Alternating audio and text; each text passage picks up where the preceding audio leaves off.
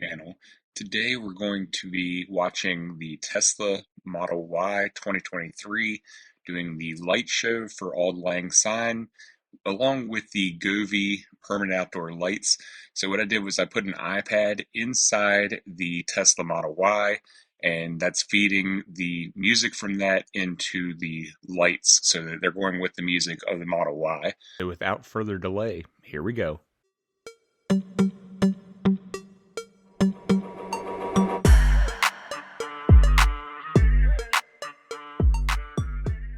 We're going to get the light show of the Tesla started, combined with the Govee outdoor permanent lights for the holiday.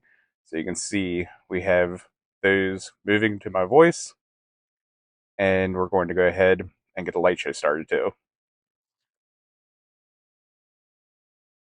And here we have the first one, and as soon as I get out of the car, it'll go ahead and start.